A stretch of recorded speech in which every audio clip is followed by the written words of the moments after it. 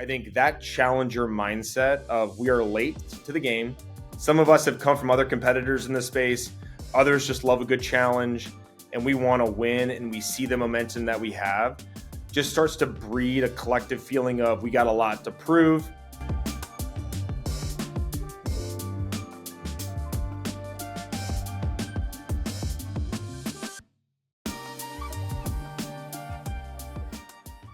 All right. Well, welcome, Scott. Thank you so much for joining. I'm excited to have this conversation today. I think you have a really, really interesting story, and also the story of Fanatics and betting and gaming there is a really interesting one. So welcome. Thank you. Nice to be here, Howie. You are currently the COO of Fanatics Betting and Gaming. Before that, you were CPO, which I think is a really interesting kind of evolution. But tell me first a little bit about Fanatics. I think most people will have heard of the product, the company, but give us a little of the recap of betting and gaming specifically at Fanatics.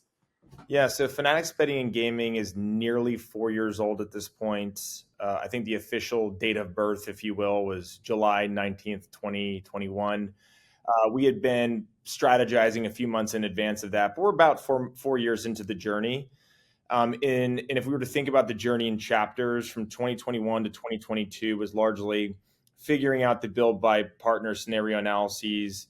We know we had to, get to market in a way that we thought made sense, which meant differentiating on products, trying to win over the long run by building a world-class product experience, which you get the benefit of doing if you're a second mover, a late mover relative to FanDuel and DraftKings. And so in that process, it's built by partner to enable this world-class customer and product experience, hire an amazing team. And so we exited 2021 with give or take 10 to 12 people. The next year of figuring out build by partner plus hiring people, I want to say we exited 2022 with around 300 to 400, maybe 500 people. And then 2023 was about building that beta product. And as we've talked about, the whole, if you're proud of your MVP, then you waited too long to launch it. We were definitely not proud of our MVP other than the fact that it worked. And so we were in beta for a majority of 2023, as well as staffing up even more significantly across functions like operations and marketing and commercial performance.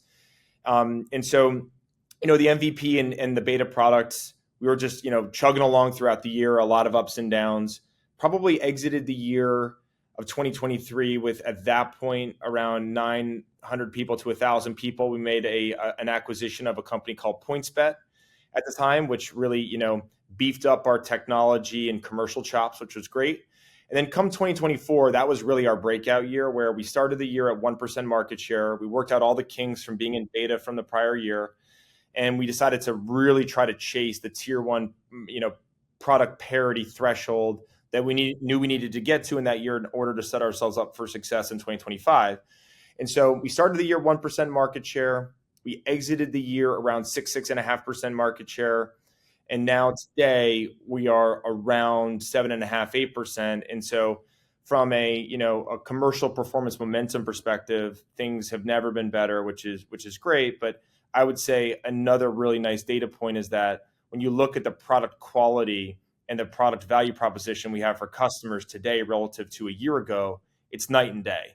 And if you were to look at most rankings, independent rankings in the market in terms of just overall product quality, we're very much on the podium now. We're top 3, and we think we've got a lane to get to top 2 and ultimately win over the next year or so. And so that's been the goal from the start. That's been the ambition from the start. That's never wavered, although some of those nights and weekends definitely were dark at certain points.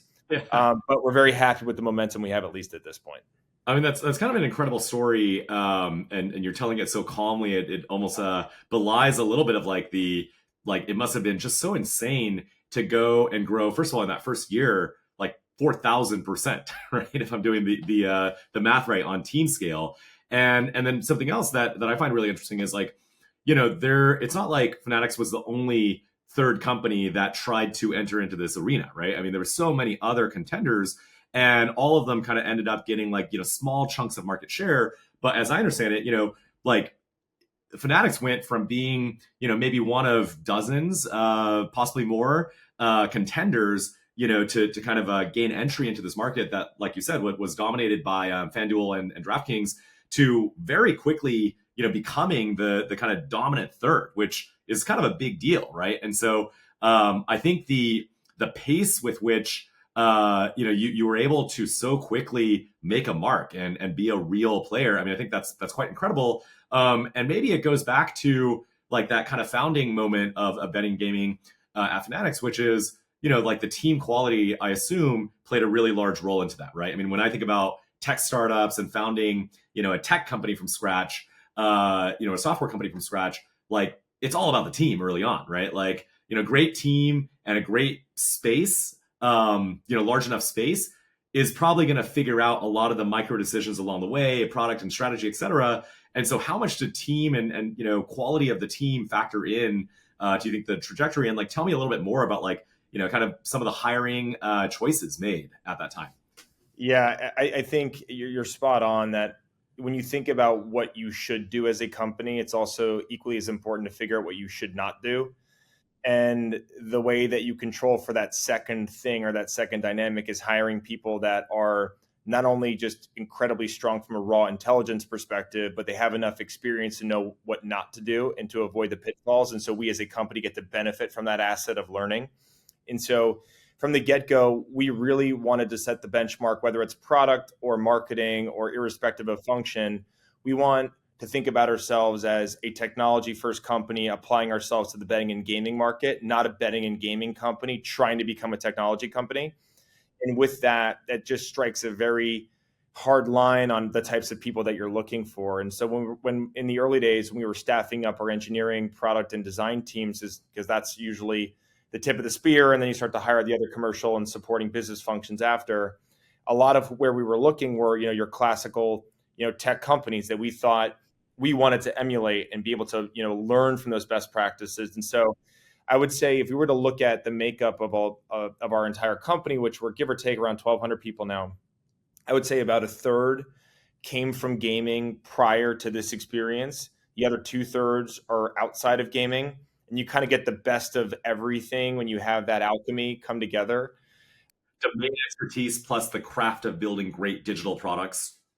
Exactly right. And so if you look at like our executive team, which I would say is a good little microcosm of how we think about the talent and where they come from elsewhere in the business. Our CMO was the CMO of Gucci, and then or led marketing for Gucci, and then our CFO came from Lime, where she was the CFO of Lime, and these are very different than betting and gaming categories. Matt King, our CEO, came from FanDuel. I came from Penn Entertainment, Barstool.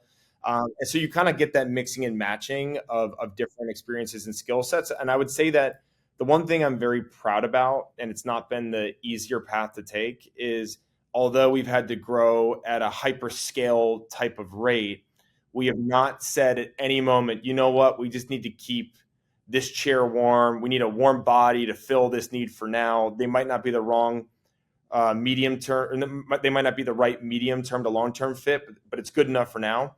We've never wavered off of that. And I think that's created a lot of like internal network effect of more people that see the way that we hire and the people that we bring in keeps them engaged, and they want to go out and bring in more people here because they see what we're doing. And so I think we've got the best team in the market. And now it's about putting all that collective horsepower into not only catching up, which I think we're almost there, if not there, and now trying to really accelerate and win. That's awesome. There's so many different places we can go from there. But, what I want to start with is, I think a lot of people look at the journeys of great companies, whether it's like the Apple, the Microsoft, et cetera. And they kind of don't get a sense of the texture of what it was like to live through it, right? Like, I mean, sometimes like we kind of reduce the trajectory of great businesses to, oh yeah, they just have this great insight day one. Like, of course, Fanatics should go into betting and gaming. You've got like the sports DNA. You've got like, kind of already a great brand for customers. Like, it makes sense strategically and it just worked, right? And I think that just kind of totally neglects all of the like, millions of details and decisions that were made along the way and the kind of operational, sometimes messiness, especially as you're hyperscaling. And so, like, can you share some anecdotes along the way of some of the like messy middle that you went through to get to now, like, the strong market position and kind of acceleration that you're seeing? Yeah, it's such a great question. I think the framing is spot on, and something that I try to remind myself of when as we're building. It's like the journey is really important, just as important as you could argue as the outcome. And so there's a lot of like idiosyncratic decisions that happen that no one will ever know about, no one will ever celebrate, but it actually could have been the decision point between failure and success, and just you just kind of move on. That's life. Um, I would say one of the first ones was in very early 2022. So we're talking more than 3 years ago now, where we needed to figure out what type of product we really wanted to build and what problems we felt like we were going to solve. Very classic, what anybody else would do. I think the difference that we had going into this in our case was like, this is my second time building a betting and gaming company from scratch. Our CEO Matt was the CEO of FanDuel. Our CTO was basically the head of engineering at FanDuel, and so we had a lot of institutional or categorical bias towards the way that we thought about what a sports betting and gaming app should be. And we did our best to resist the temptation and say, if we had a blank canvas and we really were focused on the areas of dissatisfaction, what would an app look like that solves this specific series of use cases? And those early mock-ups and flows and prototypes looked nothing like a traditional sports betting and gaming product. And that obviously gives you anxiety immediately, because you don't want this to be one of those solutions in search of problems, and then all of a sudden you burn millions of dollars. Too innovative. Yeah, too innovative too quickly.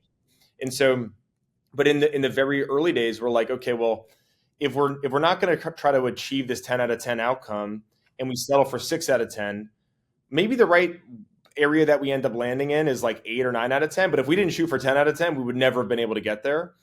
And so I would say one of the sausage making moments was we decided to just stick with this very transformative 22nd century sports betting and gaming product vision, and actually build a product against that. Most people wouldn't do that. They would say, okay, let's scope cut like crazy. Let's go ahead and rationalize what specific areas of the app we could actually deal with later. But we decided that we are not going to do that. We're going to go for a big swing off the bat. And to give you an example of what one of those things was, is we thought about our homepage being very much like a discovery feed, like you would see on Spotify or maybe Airbnb as you're exploring homes. And being able to design our product against being able to enable a lazy load, lean back, discover feed. What we realized later on was most customers know exactly what they want. And some customers, which means it's a lean in experience, some customers want the lean back experience. But what we got out of that, we ended up overhauling the entire homepage, and it's much more lean in now. But because we had to, in order to make a lean back experience work, you needed to really invest in data science models, figure out segmentation up front, so you're showing the right thing to the right type of customer, irrespective of what their tastes and preferences are. And so it forced us to be a lot more bold and aggressive in the middleware and back end area of the product. That, yeah, we had to tear down the front end at some point, but we were so much further ahead than we would have been otherwise if we just built for the specific use case we all thought we needed day one. Yeah. But then it doesn't scale a year or two from now. Right. And so that is one. And then I would say that just one other part of the journey that's worthwhile calling out, and I alluded to it before, was the acquisition of PointsBet. PointsBet had a really interesting value proposition coming into the US market in 2018. And unfortunately for PointsBet, they very much got caught in the middle of the distribution of FanDuel and DraftKings spending like crazy, winning share of voice, and drowning out everyone else. And so like they were going to be the national players at scale with a path to profitability. Then on the other end of the distribution, you had the long tail of companies that maybe they're small little regional casinos. They're not going to do a lot of marketing. They're going to run a very lean ship. They're going to outsource the tech, which means that maybe they get 1% cumulative market share, but that 1% is profitable. They're happy. And then you've got a bunch of companies in the middle that are digital native, trying to scale, can't spend enough to get to that point of escape velocity to become profitable at some point in the future, but they can't ramp down the spend and lean on a brick and mortar casino database and be comfortable with smaller market share, but still be profitable.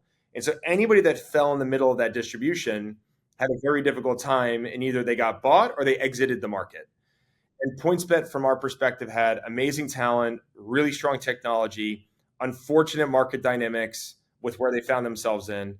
And so I would say when we bought them, when we fully integrated them into our team, the thing that, as you know, when it comes to talent, the thing that's really hard to model out is how good is the talent, and without that talent, where would you be? And with that talent, where would the business be? Because I would say the technology's been fantastic. The people have been way better. And we would not have been as successful as we are today without the people that we were able to get from that deal and that acquisition. And a lot of those people have leadership positions in our company today. So I would say that was very much a 1+1=3 outcome. And so, PointsBet no longer exists in the US. It's sad for the OG PointsBet people. However, I would still say that was like a sausage making moment where, yeah, we moved on and we kind of are all one big happy family now. But I don't think we'd be as successful without PointsBet by a wide margin. And so very happy that we did that deal. And it just goes to show, like talent mattered at the beginning, and it continues to matter so much in the middle and throughout the journey, right? And I remember talking to Eric Schmidt once and hearing him describe kind of the Google like kind of M&A strategy. And like I think a lot of people don't realize that like Google did a ton of M&A of small companies that were primarily for talent, right? And like would often seed the beginning of like a major new product, right? Google Docs and Google Maps and like, a lot of the like top products at Google that now they're known for, were first, kind of seeded by having some really, really strong, capable talent that sometimes were part of an acquisition. But I think at one point they were doing like 1 to 2 buys a week, which is just kind of an insane pace. And I think, it's just kind of an underappreciated part of maybe the Google story and kind of the internal like kind of reality of what made them tick versus the external narrative being, well, they just got into the right place at the right time with the right, search technology. And of course they dominated. So I love that talent point. We've done a few, smaller acquisitions ourselves, and it's always been first and foremost about the team and the talent. And even if we were to buy a bigger product or business that we actually do want to absorb and keep running, I think for me, it would always have to start with, is this like a truly A++ team? Like, doesn't matter if all the other boxes are checked, like, right product, right business. Like, I think it would only make sense if there was a stellar team that we thought could, really enhance our trajectory that way. Could not agree more. It's one of those, whatever you want to call an intangible asset that our finance brethren will always have a very difficult time quantifying and maybe amortizing on a balance sheet. I will say talent is that secret sauce, because oftentimes it's just like, what algorithm are you using? What stack? What language are you using? How are you thinking about network effects of a business, et cetera, et cetera? At the end of the day, it's the people that actually make all those things relevant in the first place. And so it starts with there. That's like, from my perspective, that's almost like the first principles perspective. And then everything else ends up becoming a byproduct of those people that you bring in the door. I mean, I think as we've scaled as a company, I've also kind of come to appreciate that a company and like every part of it, I mean, like literally the product and the way you can just use products and get a sense of the culture and the DNA of the people with behind it, to even the operations, right? Like what's your culture? How do you operate internally? If I were to shadow a day in your life, what does that feel like? So much of that reflects the not just the caliber, but the style of the people. And often that's seeded or rooted in, I think the early team. And so I'd love to hear a little bit about the culture, and especially now that you've taken this, new role of COO, like how do you think about the culture and how that interplays with operations and also the DNA of the people in the company? Yeah. I love the transition that I've been able to take to from product and operations, because I think sometimes it feels like those are separate things, but in reality, from the customer's vantage point, it's all the same. I can love your product, but I have an issue. I have to interact with your customer service agent who doesn't treat me with respect. I'm leaving and I'm never coming back. And the product might have been doing exactly what it was supposed to do, and vice versa.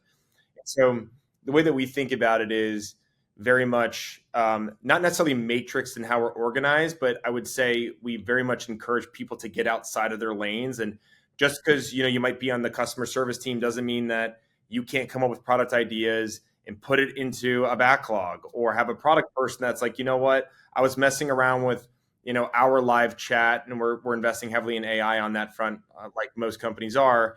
I was using ours. I went ahead and was spending last night or a weekend going through other apps. These are my learnings. I'm going to go ahead and take that and create an investment case for the operations team to figure out, should we invest more or less in different areas? And so I would say, kind of like my point on the legacy book earlier, no job's too small for anybody at the company to do, but also staying in a lane. Yeah, of course, we all have day jobs, but that doesn't mean that we're going to not be receptive to creative ideas that come from outside of the functions that we are responsible for day in and day out. I would also say we and I definitely value this myself, is work and life is a lot more fun if you're working with people you really care about and you really like, and you feel like you're in the trenches together to solve really complicated, meaty problems. And so we've done a great job of self-selecting out the folks that might be really talented, but just might not be very nice to work with. We operate very much with a chip on our shoulder. I think that challenger mindset of, we are late to the game. Some of us have come from other competitors in the space. Others just love a good challenge, and we want to win, and we see the momentum that we have, just starts to breed a collective feeling of, we got a lot to prove. No job's too small. We can get out of our comfort zones and out of our lanes. And so I would say, if you were to, talk to a representative sample of people at this company, you'll find people that are just great people. Common denominator is intelligence. Everyone's smart, but it's that X factor of being really hungry, humble, and saying, we have not earned the right to exist yet. We're not profitable like FanDuel and DraftKings are. They now control their own destiny. We're not profitable, so we don't. Let's get to that point where we can actually be in control of our own destiny by getting to profitability, by scaling fast enough and being more creative. And so, and then maybe to put a finer point on your actual question, on the operations side, is I just think about the world all being the same. It's customers' initial interaction of downloading the app, all the way through to winning a bet. Maybe they bet on the Pacers last night, and that would have been a crazy win, and be able to get that money out to then do something with it, including buying a jersey on Fanatics.com. We think about the journey truly end to end, and not in this siloed fashion where you end up creating breakages in the consumer experience. And so everyone kind of knows what we're trying to do, and we all know it's really hard because we're on year number 4 of it. And those that have decided to stay with us have just the right amount of psychopath in them. And then those are the people that we would like to attract. We are the island of misfit toys, and we just want to continue to aggregate those toys in our company. Oh, that's awesome. I love the framing of your role as really one that starts with the customer experience, right? I mean, I think a lot of COOs probably see their role as more inward focused, right? Like, I run the internal operations and the people and kind of orgs and the operating cadence, et cetera. And all of those are very they're important, but they're very inward looking things. And I think to your point, the whole business only exists to serve the customer, right? And to deliver an awesome customer experience. And it doesn't matter how amazing your internal OKRs are checked every quarter, and how fluidly the org is managed, if it doesn't deliver an amazing and differentiated product experience. And so I think it's a really powerful framing. And then relatedly, I also love being the kind of the underdog, or the company with something to prove in the race, right?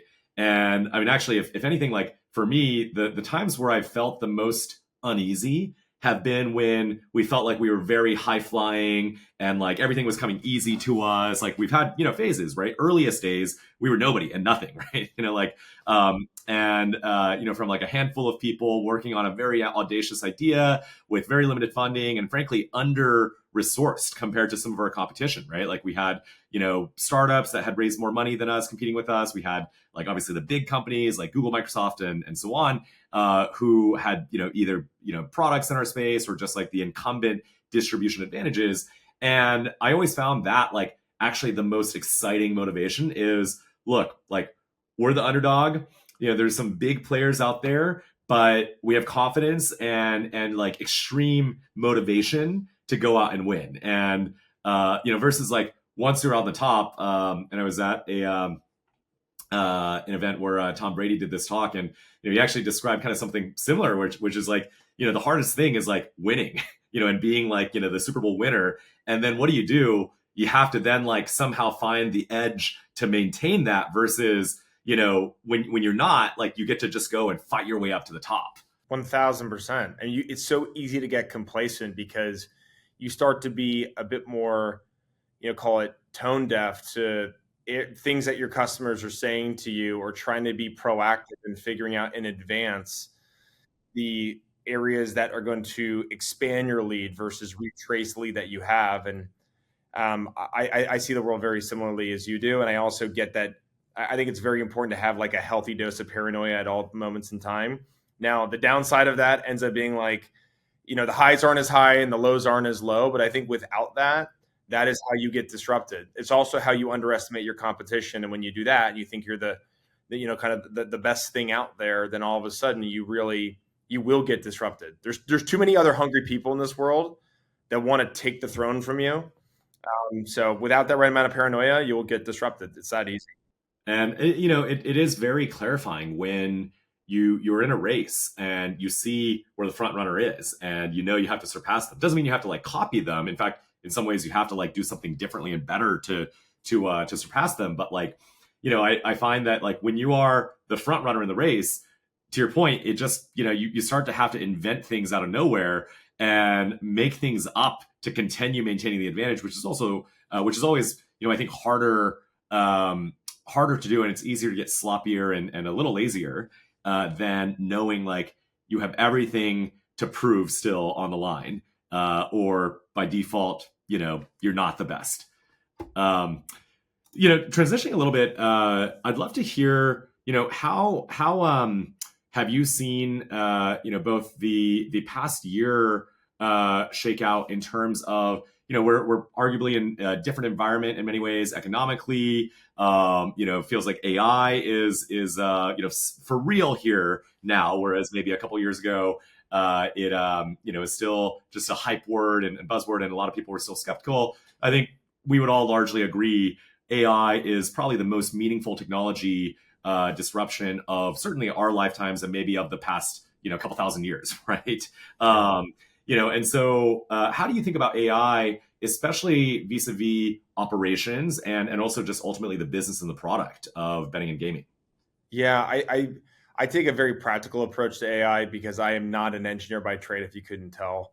And so I try to figure out what are the most realistic ways that we can take a very amorphous, big opportunity, or you can call it problem to solve, chunk it out into very practical, incremental things. And so in essence, we're basically sleepwalking our way towards a transformed company years from now. And when I say years, maybe it's 24 months from now. Things are moving so quickly where I think that that's actually achievable. But the moment you just kind of think it's going to be snap of the fingers, AI transforms everything overnight, that's just, I don't believe that that is going to be self-sustaining.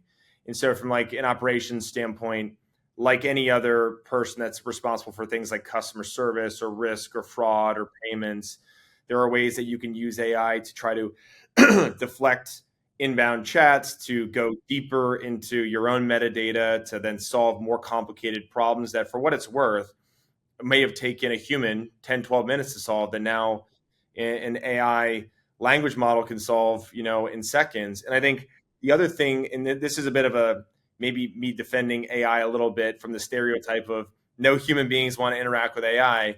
I would challenge that. I would say when I reach out to Uber Eats because I didn't get my fries, and it's just instantaneously I'm getting a credit for next order, that was way easier than talking to a human. And so I think it's very case by case dependent. And so I think we think about the world very similarly.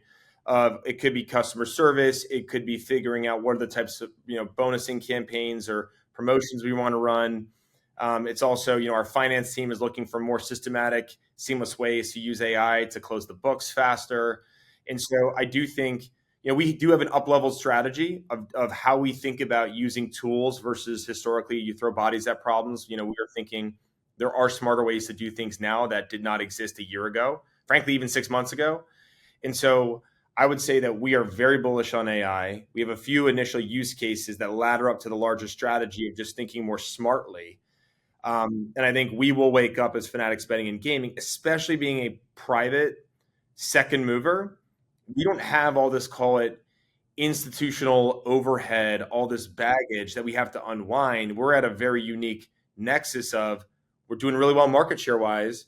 We can start to control other parts of our business before it starts to get away from us in a way that a lot of our competitors simply cannot do. So that's the way that we're thinking about AI in terms of how we think it can transform our business. Yeah. Very aligned with what I've seen both, within our own company, but then also in a lot of the customers that we work with. I think people are wising up to the fact that AI is not just one thing that you flip a button on, right? Like, okay, we turned on a chat AI product for everybody, we're done, right? Clearly, it's a much more, kind of deeply disruptive or disruption capable technology when you actually start to infuse it into real operations, right? And I think that kind of requires kind of going case by case, use case by use case, and reimagining what is that workflow. It's not just a little augmentation. It's actually saying like, what's a better, in this case, customer experience that can be powered by AI and, probably save us some cost while we're at it, right? Or what's a better way, to your point, like, we can close the books and actually like speed up our business and how we run our business, get faster visibility into the numbers every quarter, et cetera. And so, it's very aligned with, now my mental model of how AI disruption is actually happening, how the best, kind of adopters of AI are doing it. It's not a one and done, nor is it a singular big transformation project that's somehow led by a technology team that is going to be everything. It's really like use case, use case, use case. And I think in doing so, what I've seen also is especially larger companies, they have to go and take that first step, and then the second, and then the third, and then there is this momentum that builds from probably the internal fluency and skill set, and probably even just like familiarity and comfort to go and do it to the next nth use cases. I completely agree with you too. Like not only are companies changing the way that they operate, and to your point, you just need to take a few steps forward, and then you almost start to force the momentum, and then it becomes second nature. We're also seeing right now in real time as we're recruiting, younger professionals directly out of school to some extent, and then even folks that maybe are a couple years out of school, but they just have grown up in a different generation than we have. This is now second nature to them. The way that we were relying on like TI-89 calculators growing up, the 21st century analog now is whether it's ChatGPT or whether it's Llama or whether it's plugins. Even designers we've been talking to are talking to us about, well, look, like my reliance on design systems is a lot more self-fulfilling now because I can create designs that I think are great and then use an AI design system plugin to start mixing and matching different iconography or dark mode or light mode permutations. And all of a sudden, something that I needed to pass off to somebody else, ultimately get back at some point north of a day, I can now get in real time. And so that now is force multiply the output of the individual, in this case, designer. But the same thing is true across the board. And so I think from our perspective as well, as we continue our journey, we get more mature, we get older. The people that we're going to be bringing in that kind of refill the bucket of talent are going to be coming in with a AI forward perspective on how to do things. And that's another thing to consider as well, is that the world is changing. You can either be resistant to it or lean into it. And if you do, you end up attracting more talent that sees the world the same way that you do. Yeah, there's only so long the ostrich can keep the head in the ground, right? And yeah, exactly, 100% around them.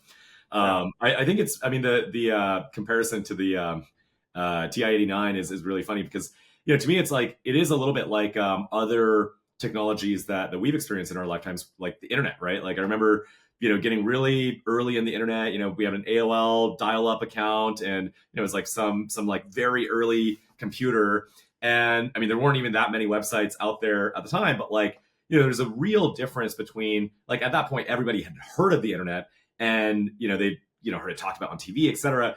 But there was still a divide between like, people who actually use the internet like daily and like just figured out all this cool stuff you could do with the internet, from like, here's the email to like, all the stuff I can search for. And at the time, like the web 1.0 bubble, like products and companies, like, early like ways to go and like watch Flash movies online and like, get free stuff. And so I just think like it's one of those things where it's not one use case, and oh, like I get it conceptually, I'm done. It's sort of, it's something that like you have to just like use a lot to gain an appreciation of, and then start to like, have confidence to know how to apply into very targeted, useful applications. But to me, it's, you can't shortcut to the like ultimate goal of like we want to transform everything without gaining, it's almost play, right? Early on. And maybe there's a sports metaphor here, which is, at some point you mature into a more professional league where the stakes are high and there's money on the line and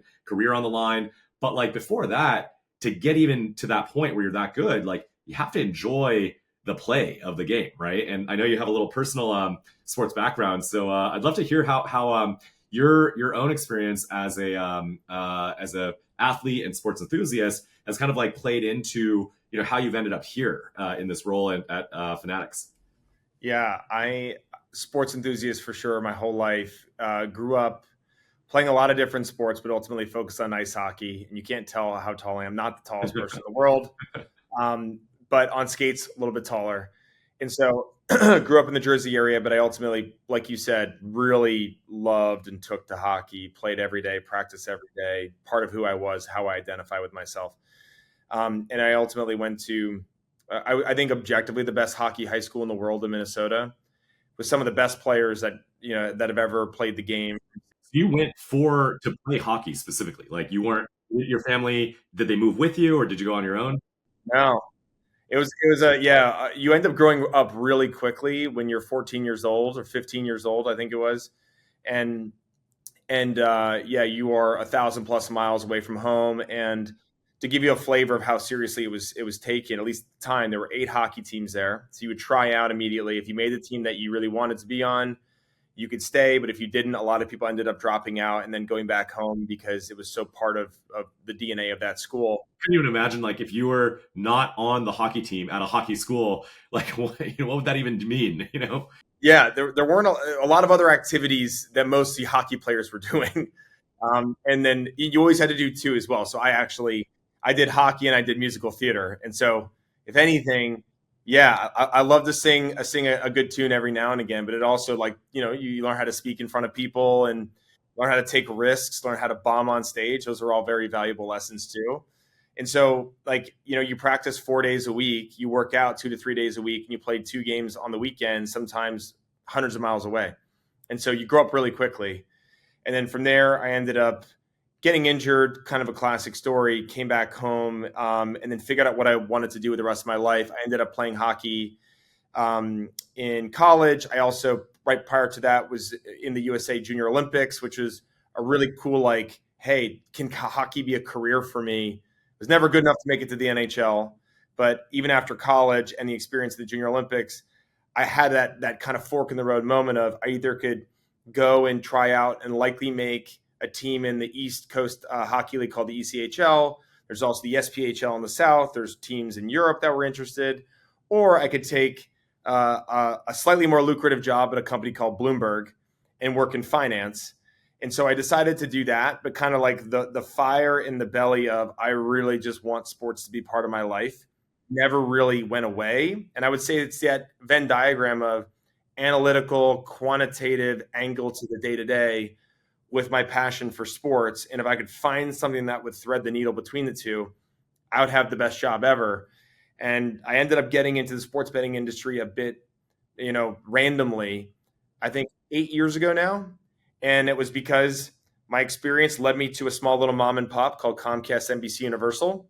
And they have a team called the New Business Ventures team there, who is agnostic to any industry that Comcast was in or not in. It was all about building a business for the future. I came there for one business, and then I ended up landing in sports betting. Company was interested in sports betting at that time, and so that's the way that I got my start. Yeah. Well, I mean, I'm sure there was some either just fortuitous, convergence there, or maybe you got to have some preference. But I think it's interesting that there's both the parallel of the competitiveness of like business, and especially if you're at a company that like is really focused on disrupting themselves, disrupting the world. Like that's very different from, I'm sure there's many different, much more mature companies that are just willing to kind of sit it out, milk what they have and call it a day. But I think the hyper competitive dynamic, especially the one that you're in now, must have some kind of adrenaline fueled parallels to the competition you experienced in sport. But then also, I can imagine that like now at Fanatics, Fanatics is such an amazing sports company, right? And there's kind of a 360 there of even the other parts are, they have such a deeply authentic connection to the art of sport and the experience of sport. And I'd love to, just hear a little bit from you, like what is that connection for you like now to Fanatics as a sports 360 company, and also the like kind of intensity of maybe the day to day in this race that you're in. Yeah, I would say becoming a sports fan or being a sports fan and then kind of getting so much closer to you can even call it the art of sports, like the passion of sports. It makes you take it a lot more seriously because you understand what's at stake. I think a lot of folks when they're growing up, they'll never forget that first baseball game with grandpa, or that first. My daughter right now is 5 years old. She's on skates now. Not surprising. But even seeing her skate now, and I'm like, oh my god, this brings me back. This is the coolest thing in the world. Yeah, it's so neat. And then you realize that there's a pretty large amount of responsibility when you are working for a company that can be the connective tissue in so many amazing experiences, but probably more importantly, memories that people have. And you might be that binary decision point whether someone has a good memory or a not so great memory. And especially true with merchandise and collectibles. And I would argue sports betting as well. You hit an amazing parlay. Maybe you had the Pacers last night. Not going to forget that. That was a crazy game, and it amplifies everything. And so I would say being in this industry where it's inherently competitive, we are the underdog, we are the challenger, that amplifies it. Then all of a sudden you realize that there's a lot of responsibility associated with our role that we play in sports fans' lives, from betting and gaming and beyond, collectibles like Topps trading cards and merchandise. And, although there are mishaps, like we don't settle every bet the right way, we try to make it right. The commerce and merchandise business doesn't get 100% of those orders right. Topps trading cards, sometimes cards aren't printed quite right. But what I can tell you internally is we meet as a collective leadership team and say, we got to do better. Even 99 Six Sigma, 99.999, et cetera. We have such high volume that still means thousands upon thousands of bad experiences that our customers have, irrespective of category, and we lose sleep over it. Now, the Twitterverse might not see that way, but like it's genuinely true. And so I would say that yes, it's capitalized on the fire that I have as an athlete or as a former athlete, but I think that that's why it resonates so much. It'd be a pretty sad state where, we could say as Fanatics, well, we power a majority of the stores, we're partners with most of the teams. We could just kind of like rest on our laurels and just deal with the fact that we've got a commodity product and not care. But we don't choose to do that. We actively choose to do the opposite of that. And that's what also is very motivating about being at a place like this, is that we take that so seriously. I think there's something really interesting about the idea of both sport. You said sport as art, but also I would say like sport as experience. In fact, to tie it full circle, there is a art philosophy book called Art as Experience, and it's basically that in a punchline, right? Like art, like you have like the physical manifestation of a painting or whatever, but obviously it has no inherent value, just like some flecks of paint. And like, why is this one worth more than that one? And obviously, what makes it valuable is the human experience you get when you see it, when you understand it.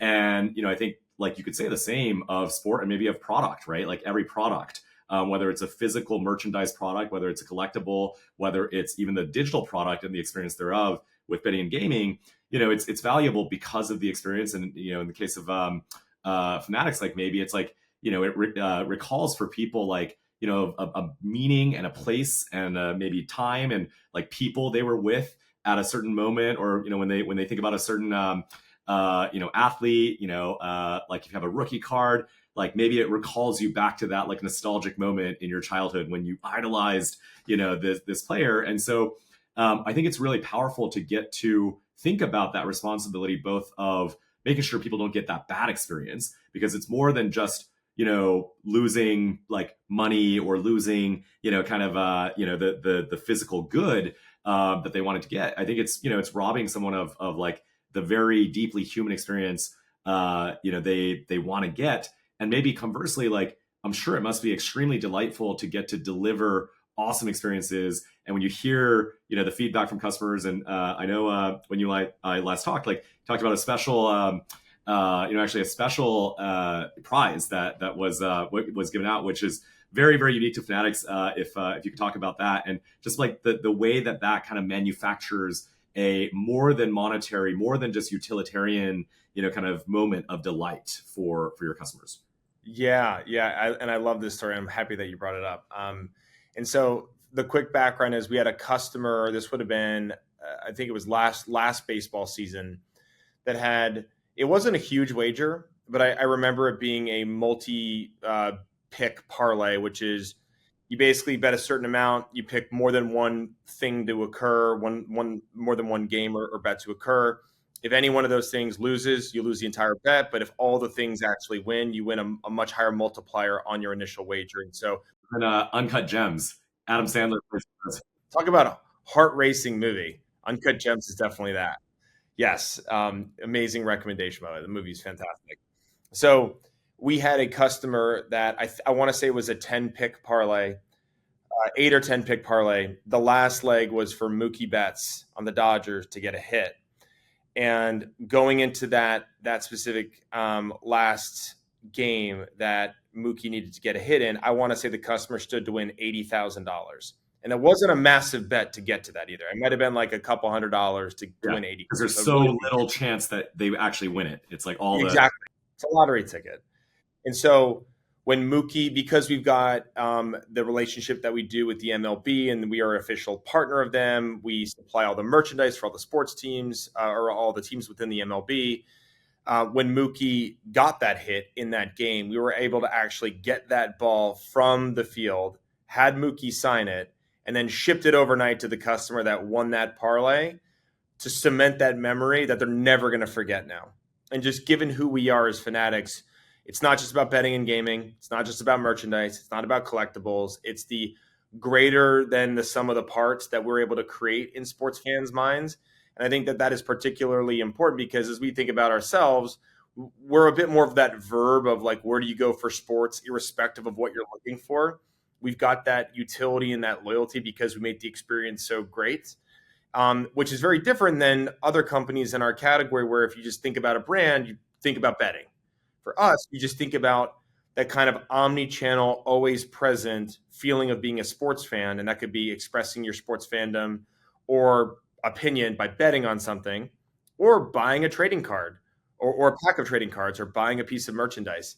But being able to bring that ball, and we've got other situations as well, like from football to hockey, et cetera. We're always looking for the ways to just shock and awe our customers because we know when it makes those customers happy and they don't believe that this is actually possible, that we can do this, it just creates a bit of a flywheel and a network effect of other customers who are like, I want that to be me. Yeah. And so it becomes a self-fulfilling prophecy. That's awesome. I mean, I think that's so reflective of also the type of DNA of this company, right? Which is like, it's never about just meeting expectations. It's about how do we go and do better, right? And how do we take a clean slate approach to imagining something more awesome? And it could be little moments of delight like that, or it could be the bigger scheme of like the product and the product strategy. But I loved hearing your story personally, and how you've grown with Fanatics Betting and Gaming, and thank you for being part of this, Scott. Thanks so much, Howie. This was a great chat. Awesome. Likewise.